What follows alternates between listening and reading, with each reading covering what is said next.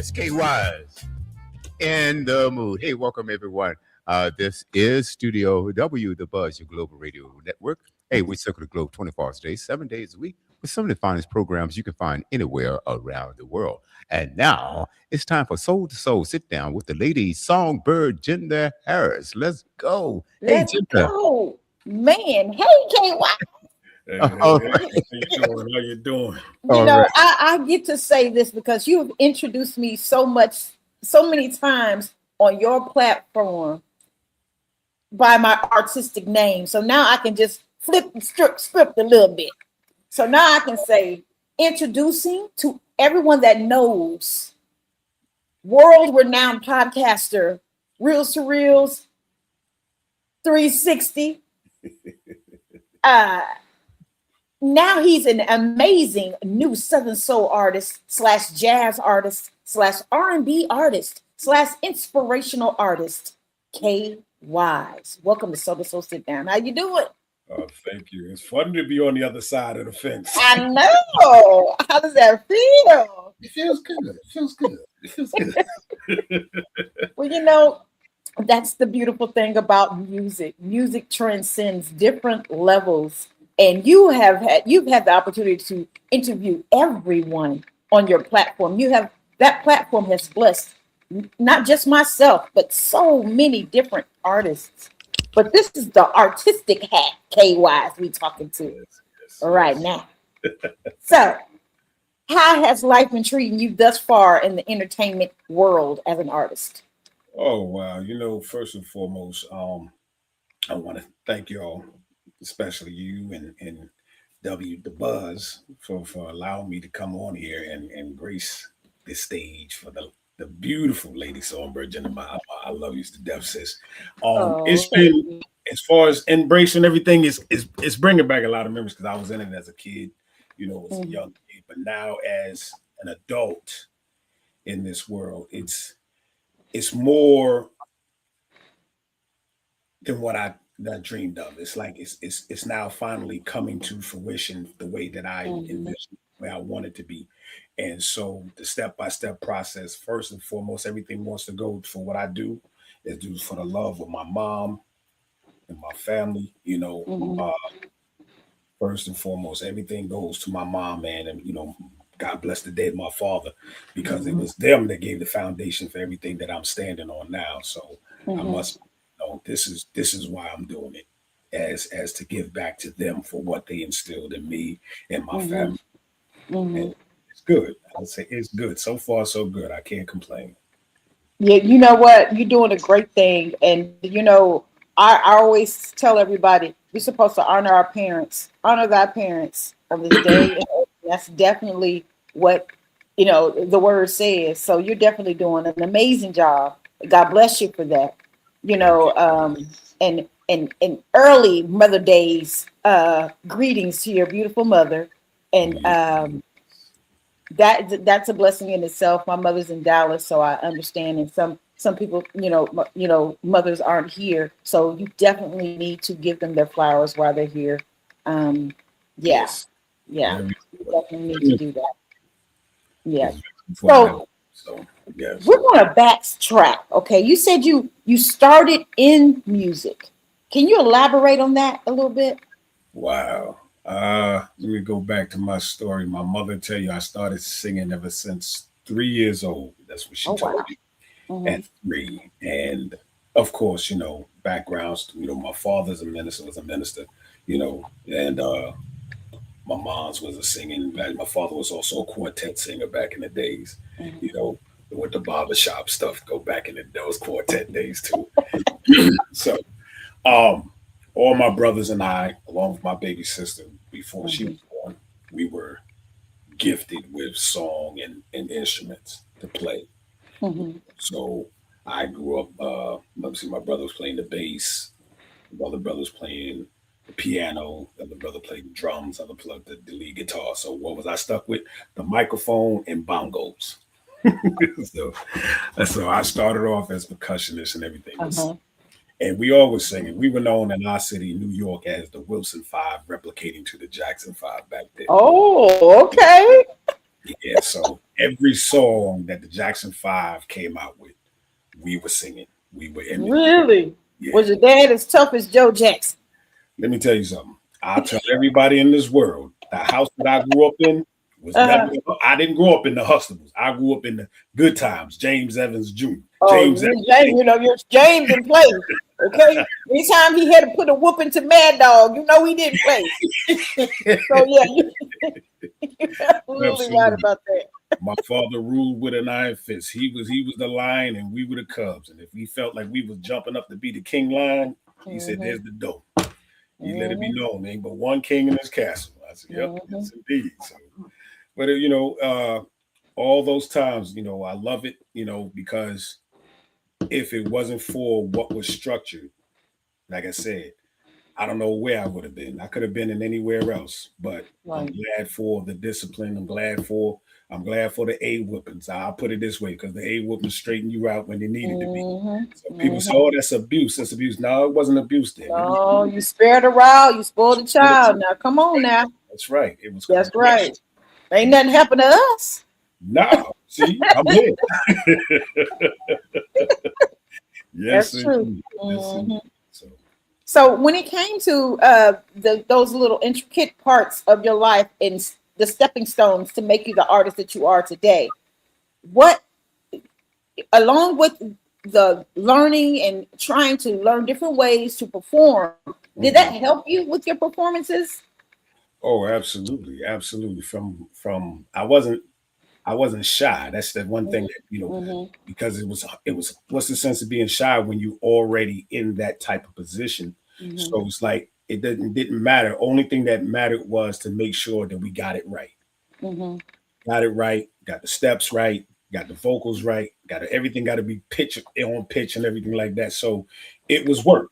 It was known to be work, but the payoff was you out there doing it and you loving it. You had to do it for the love of it and everything, which made it worthwhile and more. Right. So it honed me because, growing up from late 60s going into the 70s, the funk, the disco, the era, the gospel, everything changing and evolving, we were able to keep up with those times and it still advanced. And as my older brothers, they got older, each one of us started going into different branches of life. Some went in the military, some went into the police academy, stuff like that. And then it was just all of a sudden, now it's just me and my baby sister. So I'm carrying it on. And then I left, went into the service.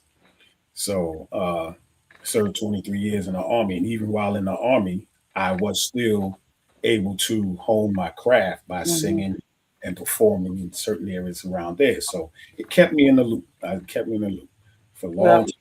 First off, thank you for your services. My husband's, military, my dad, my pops, everybody's, we come from a military background. So thank you so much for your services. So when it came to that, now, you grew up with so much music around you.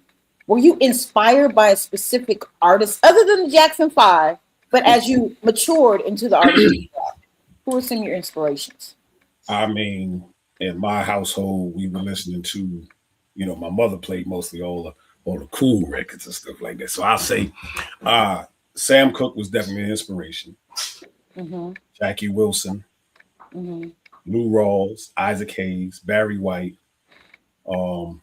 so many, Al Green, Teddy Pendergrass, Harold Melvin and the Blue Notes, of course, even to the likes of Patti LaBelle when she was with the LaBelles, Bob Marley's, so many genres of different groups that I can name going back that were very inspirational to even Mighty Clouds of Joy, Gospel Keynotes, the Five Blind Boys of Alabama. My cousin played the guitar for them. So there's so many different venues of artistry that you can grab from growing up that I said I gravitated to and grew up and learned from and watched that keep me, grounded. So for a long time, I wanted to stay Michael Jackson until my voice changed and I didn't know what was going to happen then.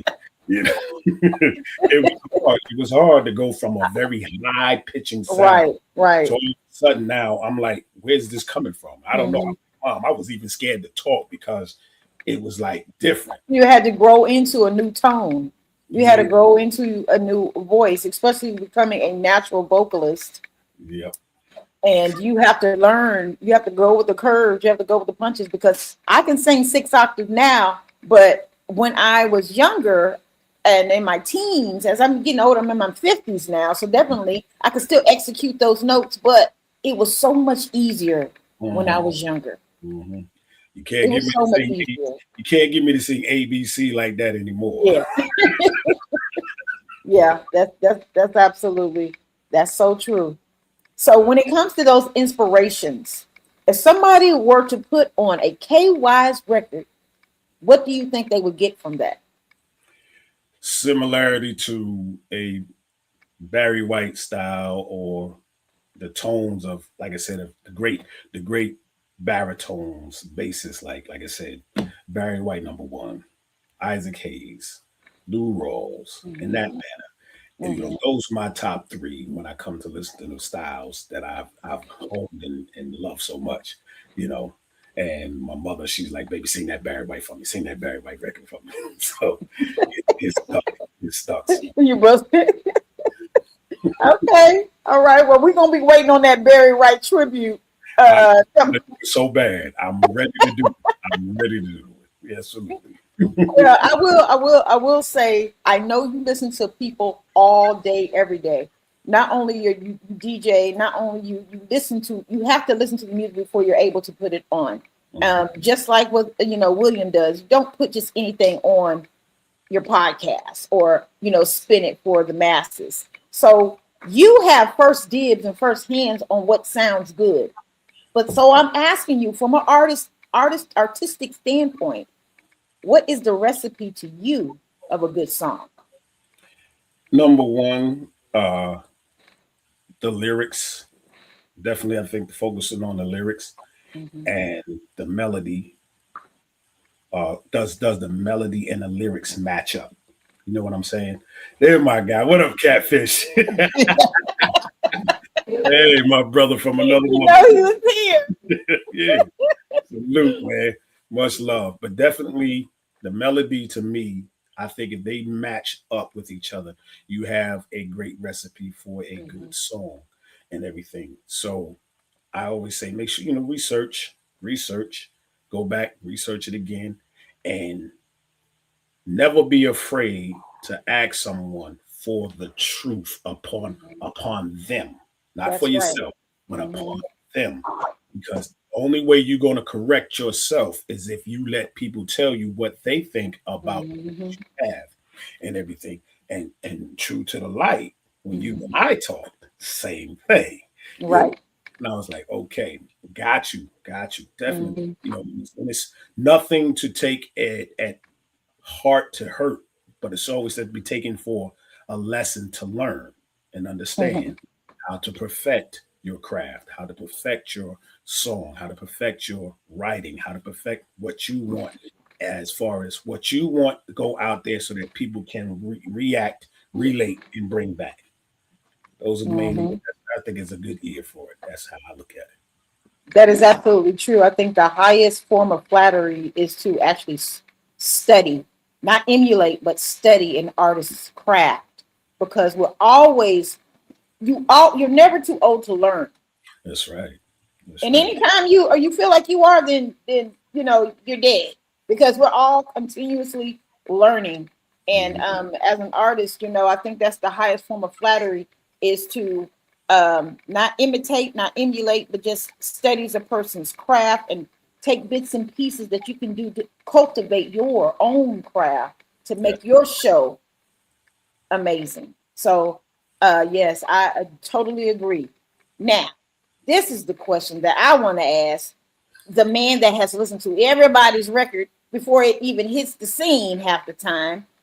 Now, when it comes to lyrics and it comes to music, like the lyric and the melody, like you were mentioning before, when it comes to that, they work hand in hand. But is it different for all different genres, or is it the same for every genre? Because you can listen to a hard rock song and you're trying to figure out why they're hollering and shouting, but people are vibing to it. But then you can listen to a country, people really fall in love with not just the lyrics, but I mean not with the melody, but the lyrics of the Mhm. song. It's telling a story. Mhm. So can you just what soul gives you, what Southern soul gives you? You know, it's funny because this Southern Soul era now, Mm-hmm. I wasn't too fond of. I Mm-hmm. was into the traditional old school blues, Mm-hmm. the BB Kings, the Albert King, the Bobby Blue Bland, Johnny Taylor. Now that was the coming change of a time between Johnny Taylor, Sam Cooke, and Soul Stir and so forth. But I was still loving that era. I still love the 1, 2, 3, 4 kick, 4, 3, 1. And when this Southern Soul evolved, it was so different for me because I'll give credit to what's credit due to my brother Josh Miller, who helped. Mm. Shout out to Joshua Mel. Yes. Yes, help say, bro. He said, "You got to listen to this because this is the new thing coming." And I was Mm-hmm. like, I want to, like nah, nah, nah. But as time went on, and I'm listening to certain songs coming around, I was like, oh, you know what? That is nice. That is catchy. Okay, I see. I can see the difference. I can see the time, or we say the changing of the guard. Because I was so still, nah, man, that ain't blues. I said, that ain't no blues. That ain't no, it's Southern Soul Blues. Nah, it ain't no blues, man. But as you embrace it and learn and listen, like you say, you got to take time. You got to listen. First thing you got to do is the knowledge. You got to listen, learn, and observe and respect what's coming forward. Mm-hmm. And as I started listening to it, and I'm like, okay, I'm listening to the music, but I'm captivating on what's being said. Mm-hmm. How is how is the storyline being told through music to see what sparks? And I'm like, okay, and Southern Soul, I was like, okay, all right, I can see it. I can try a little bit of it, because as an artist, we should not be bound to say I'm limited to just one thing. If you are an That's the artist, truth. your Mm-hmm. creativity is not bound by one thing because create means to create many things. That's right. So if you are putting yourself in one containment, then you will never get outside of that box. Come on now. When you know that if you did, the opportunity for you to step out that box can be grateful. I'm not saying that you forget about the box because you got to remember the box was a foundation for you to get started. Come But on. Yep. creativity takes you to different levels. Mm-hmm. Be willing, first of all, you have to be willing to accept that change or challenge to Mm-hmm. yourself. Mm-hmm. When you do, and you start seeing a difference, now what you know is making you better because you're not stuck in the same realm and saying, you know what, I know something else. I know I have the skills and the capability to try Mm-hmm. this or try that. And Mm-hmm. and whether it does not make it or not, you took the effort and the will to step out and say, well, at least I made an effort. I made a difference in myself to say to myself, I can do this if I choose to, And Right. that's the great part, man. That's the great part about learning. It's the great part. It's a great part of learning, and it's the great part of showing one's creativity. You have to have a creative hat, being an artist, and we don't pick the hits. The consumers and the DJs playing our music, Right. and the fans pick the hits. We don't pick them, so we can churn music out, churn music out, churn music out. But always keep in mind, as more as you churn out, great music never has an expiration date, so a hit can happen at any time. I Absolutely. don't care if you made that song 10 years ago. Yeah. It can Oh, happen. I got to make this disclaimer. I left out Mhm. one more important basis of all Okay. time. Uh-huh. Larry Graham. Larry Graham. Yes. Oh my gosh, I love Larry Graham. I was singing. Matter of fact, yesterday I was singing. I was on YouTube, not YouTube. I was on TikTok DJing. Uh-huh. It just hit me to put on. I said, you know what? Before I end the show, I said I'm gonna sing this Larry Graham song. Just be my lady. Oh, you tore it up, huh? I love the song. That was a song I actually wound up singing for my brother when he got married to his wife. I sung that song for them Mhm. as a dedication to them. And that, all right, man, who doesn't love a Yes. great sounding voice like that? Well, we have some shout outs. I'm on my Facebook Live right now. And for Okay. everybody that's tuning on my Facebook Live, I'm not live on Facebook right now, but you can always watch this podcast and many others on StudioWBuzz.com 24 hours a day, 7 days a week. If you do miss this broadcast, I will replay it after we're finished with this segment. I'll play it so you can watch it over and over again. But if you do want to chime in on my soul to soul sit down, I will be live. Normally I'm live. Today I'm not. But you can always go to Studio W Buzz and you can chime in now live if you want to. But the questions people are giving you shout outs on here. Salute to everybody. Jay Christie and Christyle. Thank you so much. Thank you so much. Memphis is watching. Boss Man Music is watching. He's saying evolve. Evolve. Yes, that is so true. Right. OB Country Slim says, what it do? Oh, see, what up? So, yes, Rob Black saying, hey, how you doing, Rob Black? I got to get you on my show. Look, I have been on Soul to Soul Sit Down over a year now, and it has gone so fast. And I'm so grateful for William giving me this platform. And I'm just, this is my way of giving back as an artist, because we need to know there's so many artists coming out there. They don't have the security net. They don't have the information. They don't understand the grind is real for all of us. Nothing is given to us. We are working hard to be seen. Absolutely. And anytime somebody wants to give you some nuggets about their journey along the way, I'm taking it in. I'm learning. So the reason for my platform is to be very positive, very inspiring, and motivated to all of the people that are listening. And one thing that I can say, you've definitely inspired me, my brother, and I thank you so much for always showing me support through the years. You come across people, and I would say, you meet people for a definitely season. Mm-hmm. But I feel like I've met you guys. I've met William. I've met Josh Mel. I met you. I met the whole team for a reason in my life. And I thank you so much. It definitely goes right back because when we all got together for the first time, like I said, it was like instantly connection, instant fam. Mm-hmm. So I know we tease you and Howard a lot, but I tell you, me, when I come serious, I come with a serious. You two are such a great inspiration to show what the personification of Black love in this industry, where it's almost hard for couples to maintain. But you two keep it real, and you don't let nobody take away your love language and your business language. That's the two things we did. And I love y'all for y'all are so dynamic. And I got so many people that you don't know, I know that know you, that we know. And all I do is talk about it. Say, I just saw them not too long ago. I said, well, make sure you let them know. I said, what's up? Your name has been synonymous in a lot of areas that people say, Lady Songbird. I said, I know her. And you do? Yes, phenomenal. She is phenomenal. I said, they are a couple, and all right. So thank you for you and Howard. And I thank y'all so much for being the way that y'all are. And anytime, me, anytime that I can be of any help and assistance to y'all both, I hands down. Same here. You got it.